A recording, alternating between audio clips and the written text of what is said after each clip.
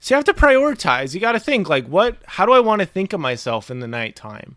Am I going to be a night owl? Am I going to just completely shut down? Like, what am I going to do? And that's your choice, you know? You're a good person. It's important that I tell you that. This entire podcast is built around an acronym that I made for the word yield. It stands for Yes, I, Envision, Love, Demonstrated. This acronym has helped me a ton in my work, school life, and in pursuing my passions and being able to help other people, as well as growing my habits and becoming a better person. My biggest hope is that this podcast will help you to treat the opportunities and the people in your life differently. Learn to yield today, and it'll be a better tomorrow. What's up, everybody? This is Dallin, Candland. We are back with Yield Today, episode number 36. Holy cow, I just want to talk about my sleep schedule because it's been so up and down over the last 6 months or so, and I've been trying to get it better. And there's been some things I've really learned about sleep and some real failures that I've had also with developing a good sleep schedule. So buckle up. This will be a very kind of, just down to earth episode. So thank you for all those who listened to my episode with Dennis Morrow. There will be another interview next week. I'm doing 2 interviews this week. I did 2 last week as far as recording them goes, but releasing them, I'm just still doing 1 episode a week for now. But so thank you all for your support. My sleep schedule, I've really had some great moments with it. When I was in high school and I was doing track, I just completely, my mindset and my identity really changed. I was like, I am a runner and I have this team. I have to run with them and I can't afford to miss sleep. So I prioritized it. And because I prioritized it, it helped me in school. It helped me in every single thing. Same thing when I was on my mission trip. There were some days we'd get home from serving and helping a bunch of people that I'd be dead tired when I got home and I just crash. But the thing is, on my mission, we didn't really have, me and my missionary companion, we shared a phone that entire time. And I can think of a couple of times where we'd text at 10 at night. But usually that would never happen because there wasn't a need to. But nowadays, in present day Dallin, Candland, I have podcasts, I have Instagram. I haven't played any video games this semester except on my birthday and on Memorial Day and on Fridays and Saturdays. So that's a win. But still, it's a distraction.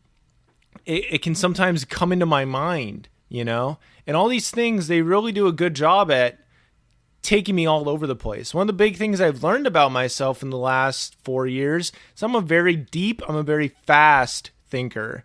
So I can just pull out a good thought out of nowhere sometimes, and then I have to write it down. Usually that doesn't happen. I like to cool my brain down and kind of let it just kind of ease into the drive-through, I guess. I think of in cars where they're at that hotel or whatever, and he just goes inside the cone. Even though it's this dumb little cone, it still looks really calming and comfortable, just really just drives in and the lights are all off.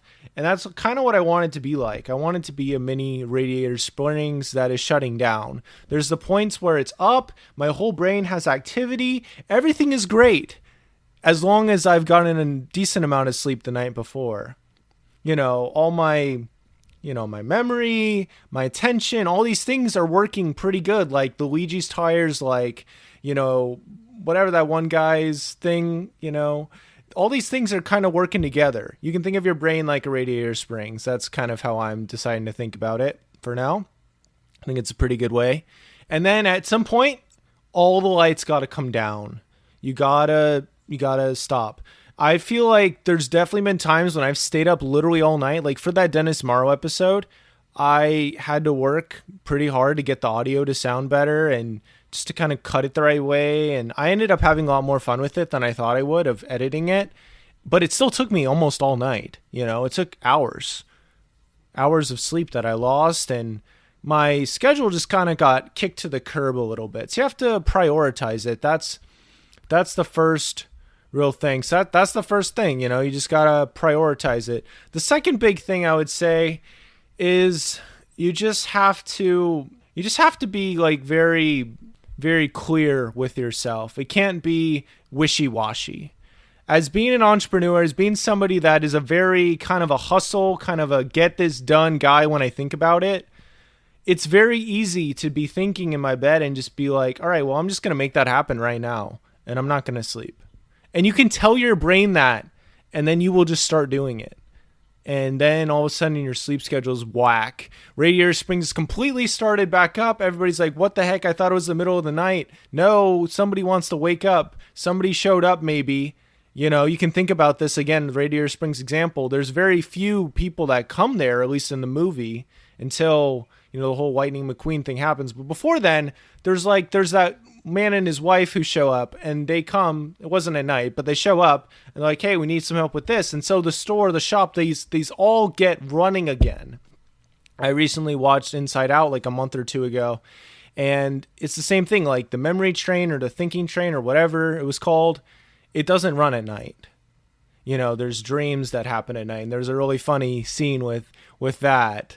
I'm not going to spoil it, but yeah, you have to be willing to calm down. Like I said, you got to prioritize it, and you cannot be wishy-washy. I think that's kind of like prioritizing it, but I'm going to be a little bit more clear with that. You got to give yourself instructions. This works sometimes it hasn't always worked, but especially in fall 2018 when I was literally waking up at 7 a.m., you know, on some days to go to work, and then I'd have classes. It was bonkers. Like my Thursday was bonkers. I'd go to work at 7 a.m. I'd have to be there by 7 a.m. and then I'd go to a class and then I'd go back to work. It was bonkers. Actually, no, I think I mixed that up. It was a lot of work and I'm tired. That's why I'm doing this episode. I feel like I would learn a lot if I did an episode about this. And this is something I truly want to get better at. And so I feel like my thoughts have some kind of value to them. And I'm always trying to get better at it. And yeah, so like if I tell my brain I'm going to go to bed at this time, you know, 10:30 is my goal right now as far as turning my devices off. It's not happening tonight, but I'm going to get close. I'll be in my bed by 11, maybe.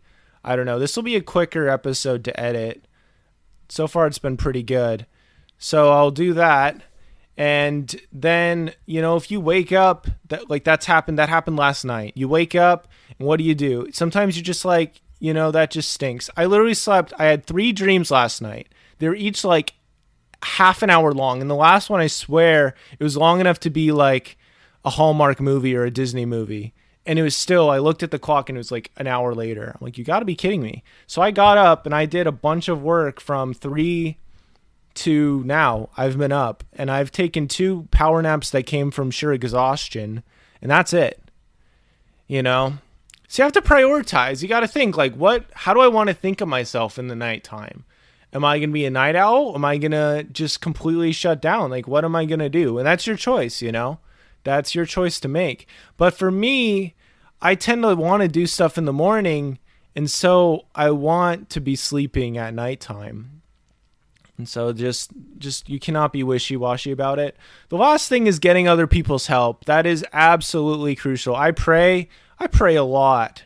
There's been some miracles, straight miracles, where I was woken up in the middle of the night so I could get an assignment done, or so I could reach out to somebody before they left on a trip or something, you know, because God cares about what we care about. He cares about our health. He's the one who gave us our bodies. But he also intends that we take care of them, you know? So that's what you got to do. And for me, like me with my brother James, I've told him like, hey, this is when I want to go to bed. And he's like, okay, this is when I want to go to bed. And we got to work together, but it works out, you know? Same thing when I was at college and I had 6 months of rooming with Aaron Denny, who's a fantastic roommate, by the way.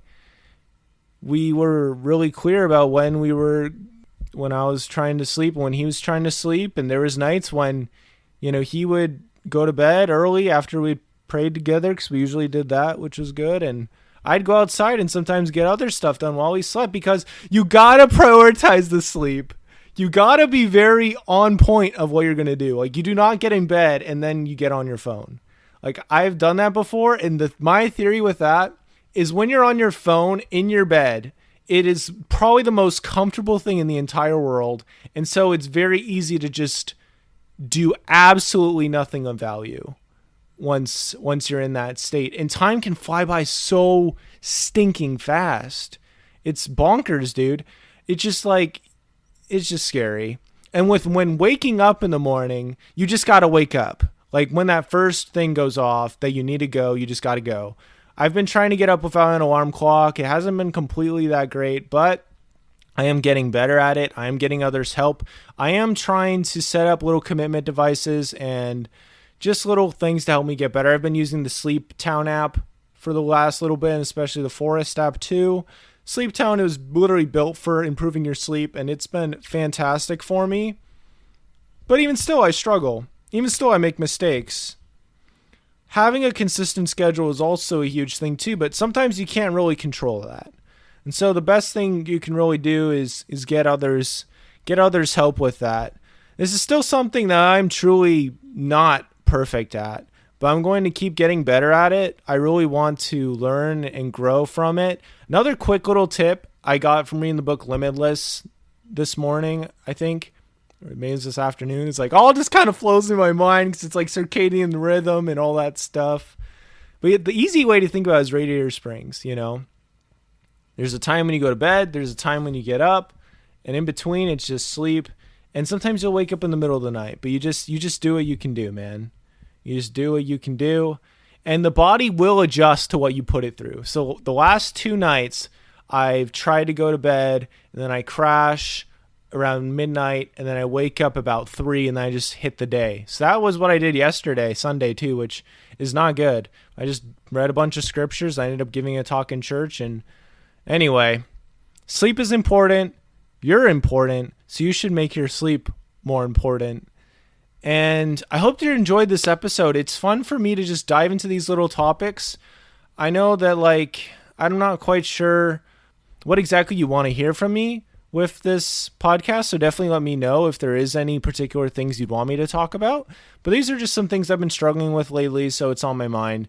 I feel like I could make a quick episode for it.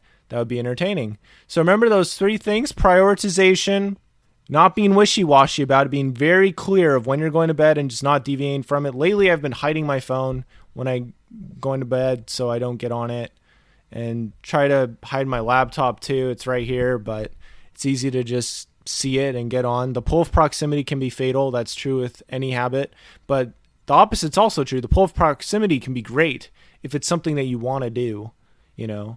Like Thomas Frank does this with his guitar. Keeps his guitar nearby and he always practices. So that's the other thing. Very intentional. And get others help. So thank you so much for listening to this episode of Yield Today with Dallin Candland. I am Dallin Candland. Don't forget to follow the podcast, subscribe on iTunes, Spotify, Apple Podcasts, all those things. It really helps the podcast grow and get out there. Just remember, I'll be rebranding the podcast in September. More news on that will come as it becomes more available, and so I can basically relay it quicker to you. Right now, it's not in a very divulgeable format. It's kind of messy right now. But that's all. Thank you so much. Remember to yield today. It will be a better tomorrow. Take care, guys. Bye.